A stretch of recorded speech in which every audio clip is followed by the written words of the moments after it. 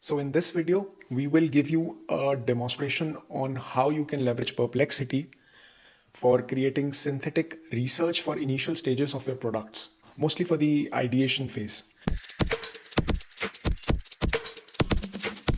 You can also do the same process with other LLM tools like GPT or Bard, etc. But it will be more advantageous if you can use GPT's paid version, as in this one you can also upload Excel sheets and prompt GPT to analyze the data from the Excel directly. However, for this demo, we will stick with Perplexity because I have experienced that data generated with Perplexity is usually more accurate. And also this problem of hallucination or AI tool making up the data on its own is less with Perplexity. In addition, I personally find this tool to be very useful for research work, and it's a free tool. So before I go further, let us understand what is synthetic data and how can we use this data as a product professional. So synthetic data is artificial data made up by AI or computer, and it is not collected from the real world. Yes, you heard it right. LLM models are capable of generating this data on their own with the help of already existing data that they are trained on. You can use this technique of synthetic data in very early ideation stages of your product development when you don't have enough resources or user data available at your disposal. And with this data, you can kind of validate your hypothesis and still build a problem statement for your product. With this technique, you would be able to use synthetic data to test out new product features before you invest a lot of time and money into developing it for real.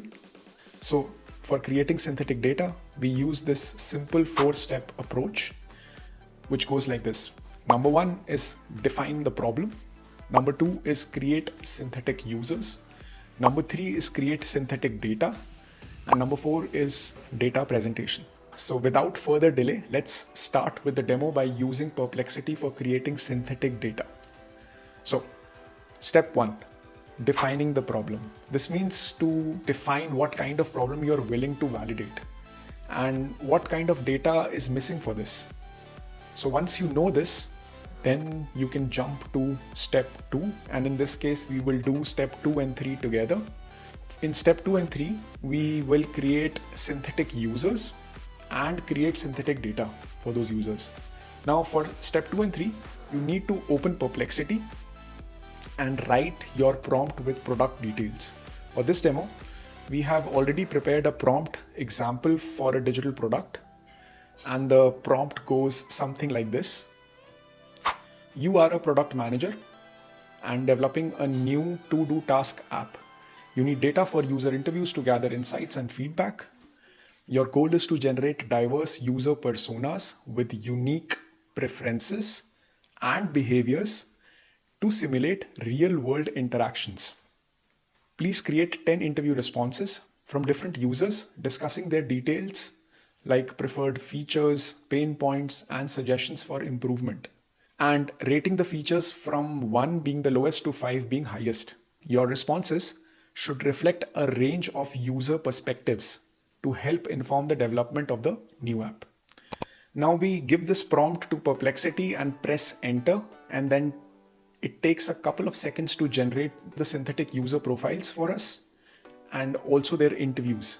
By the way, you can also break this step into 2 stages where you could ask Perplexity only to create user profiles in your first prompt, and in your second prompt, you can ask your specific user questions to the AI to answer a specific problem that you would like to validate.